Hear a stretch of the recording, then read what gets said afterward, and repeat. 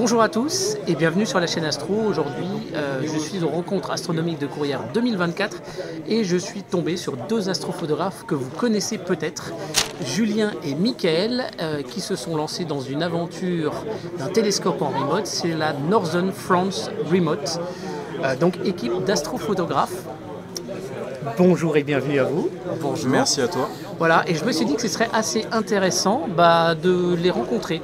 Qu'est-ce qui les anime, quelle passion les anime, qu'est-ce qui les a amenés à faire de l'astrophotographie ensemble avec un télescope donc, qui est installé en Espagne, et quelle est leur pratique de l'astrophotographie. Cette photo que vous voyez derrière nous, vous la reconnaissez peut-être puisqu'elle a fait numéro 4 au dernier concours Stelvision. Voilà, Northern France Remote, c'est maintenant sur la chaîne Astro.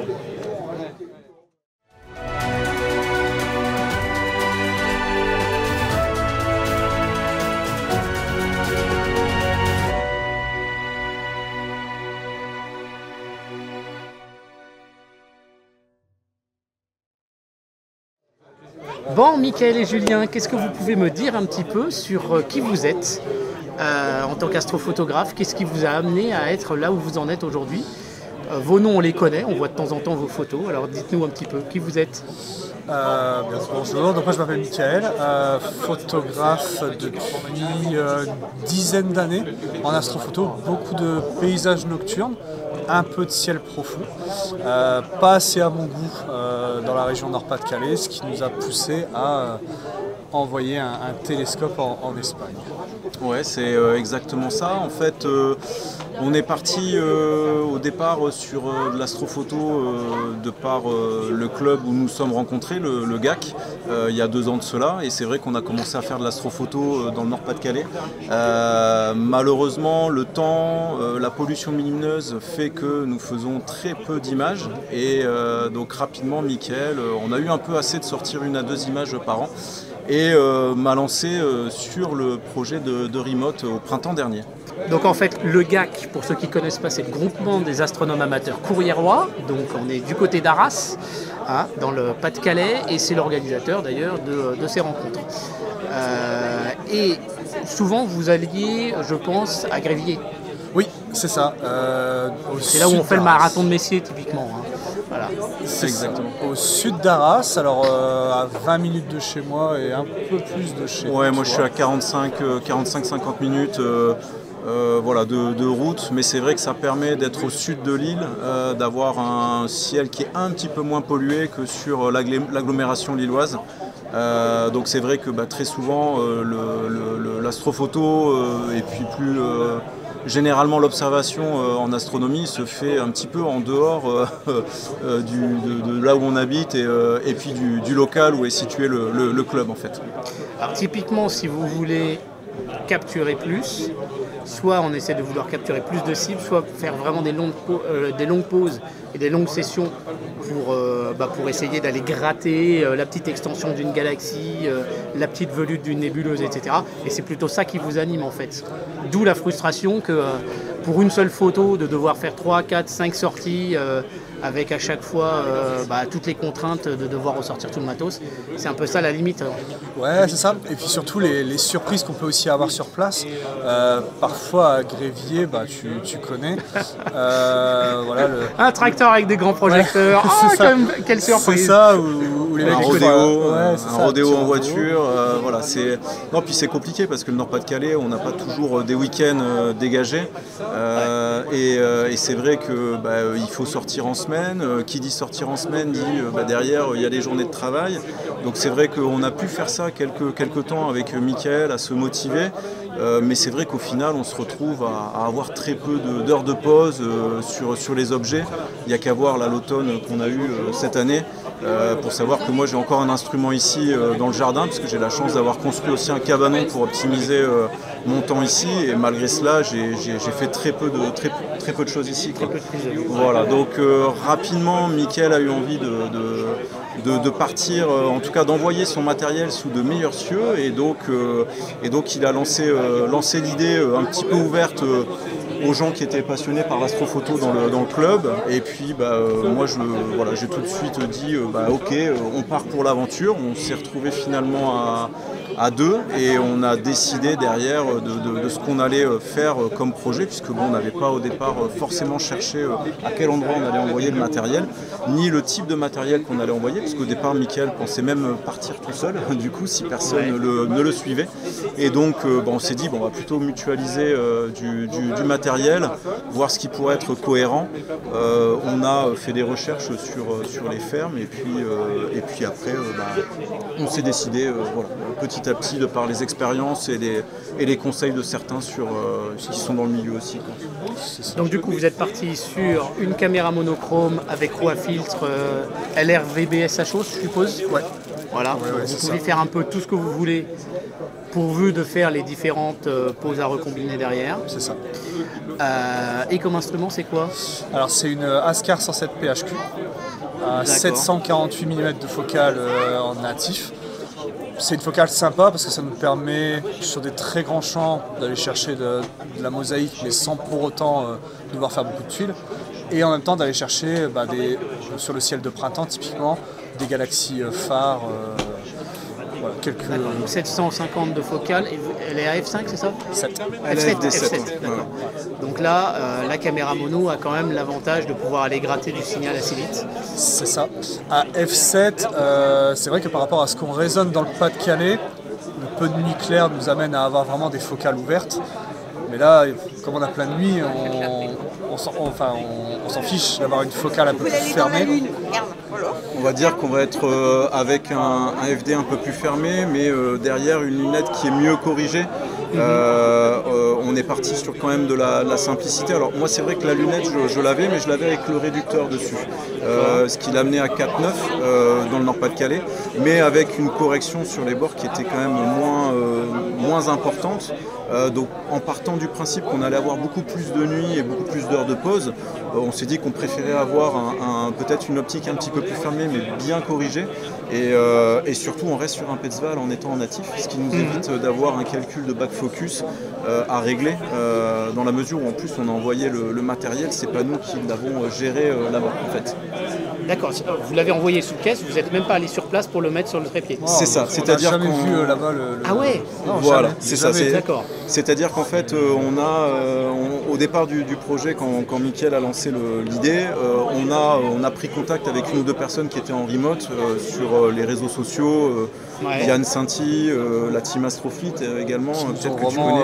Ils nous ont beaucoup aidé en plus. On les a remerciés des tonnes de fois, et si on peut profiter de l'occasion pour le refaire à nouveau, c'est un plaisir.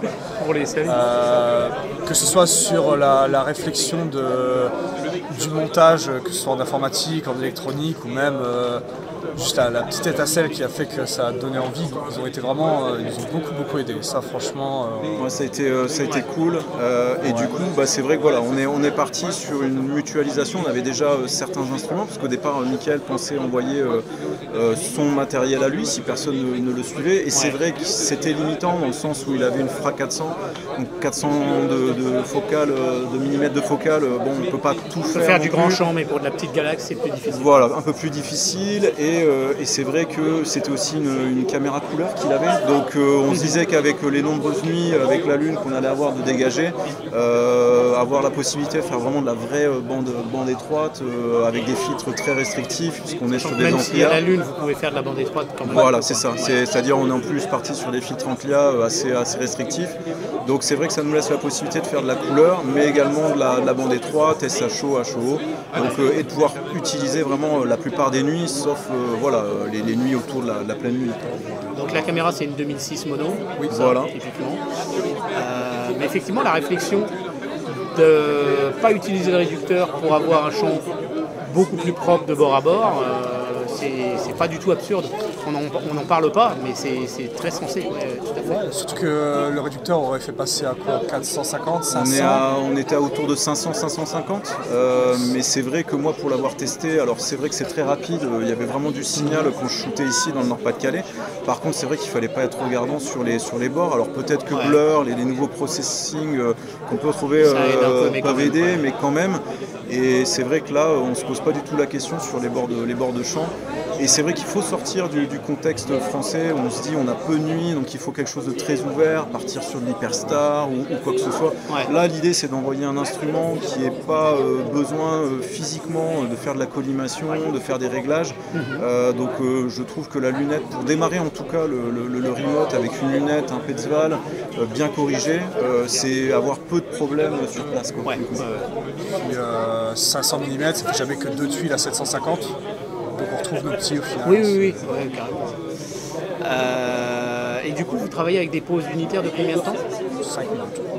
5 minutes. On va être D'accord, sur pas du plus. 5 minutes en bande étroite et on va être sur du 3 minutes en général avec les filtres LRVB.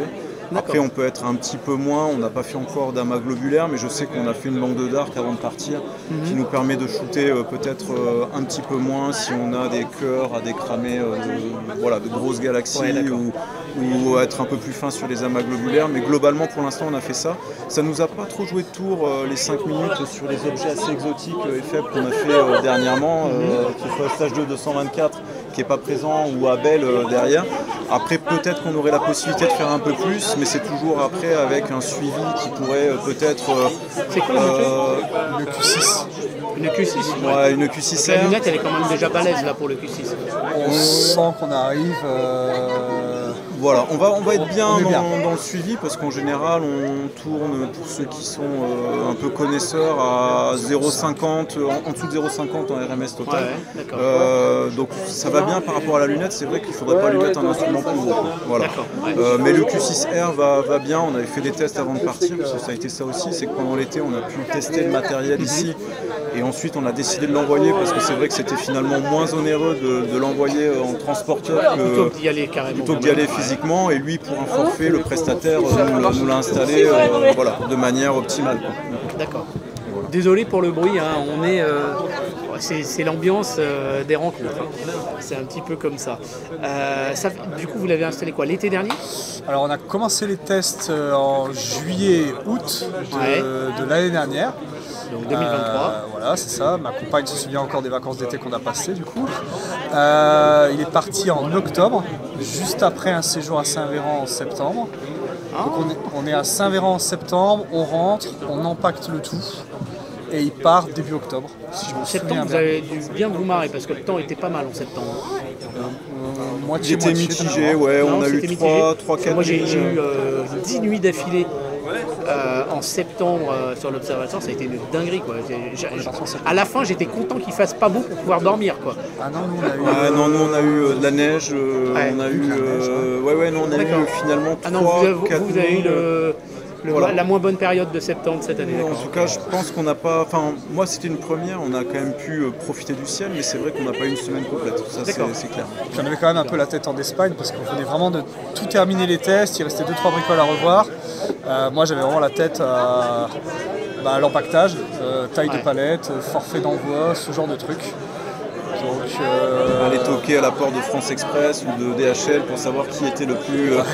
Donc du coup là, les prochaines éclipses en Espagne, là, vous allez peut-être en profiter pour aller faire un tour, pour aller voir la bête sur place. Exactement, C'est ça ça. va être l'occasion, je pense. Du coup, ça fera.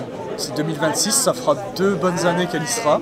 Ouais, Donc, ce sera marrant d'aller revoir le matériel à ce moment-là. ça fait une petite idée, Bien, bah écoutez, vous regrettez pas.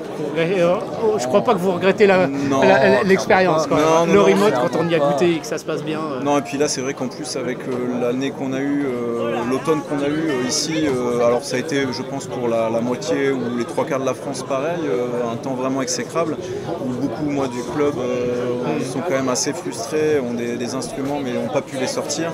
Ouais. C'est vrai que nous, on a pu shooter tous les mois et vraiment, se faire plaisir. C'est addictif, hein. Ouais, puis c'est la magie C'est de. très addictif. À chaque fois, tu veux découvrir les nouvelles poses. En disant, qu'est-ce que j'ai chopé, qu'est-ce que j'ai sur mes photos. C'est la magie de pouvoir shooter de n'importe où. En février, on a eu la chance de partir en Suède pour faire des aurores boréales. Ouais.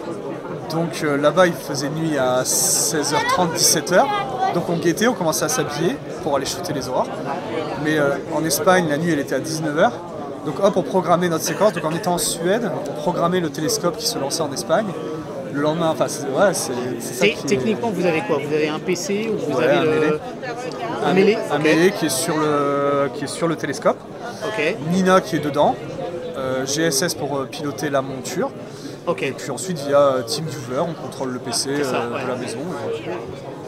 Bon, bah comme quoi, voilà, on peut y arriver.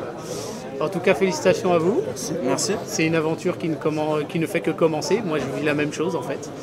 Et vous avez déjà des très très belles photos. Pourquoi pas s'envisager des petites collabs ensemble, hein, shooter la même cible et combiner tout ça, ça pourrait être sympa. Avec plaisir. Mais en tout cas, voilà. Merci à vous deux. Hein. Merci à toi. Vous avez autre chose à ajouter peut-être? Je sais pas. Non, mais c'est vrai que là, comme tu disais, Mickaël, il y a peu de temps, c'est quand même une révolution, le remote. C'est vrai que ça appartenait à une petite niche il y a encore quelques années et c'est en train de se démocratiser puisqu'on a de plus en plus de personnes, on voit sur les réseaux qui parlent de ça, qui commencent à s'intéresser, à possiblement avoir dans l'idée de partir. Donc je pense qu'il y a encore pas mal d'équipes ou de personnes qui vont se créer. Et donc c'est vrai que c'est peut-être la suite de l'astrophoto en tout cas. Vous avez essayé de shooter un petit peu 12p? Ouais, on a essayé. Ouais. On a essayé.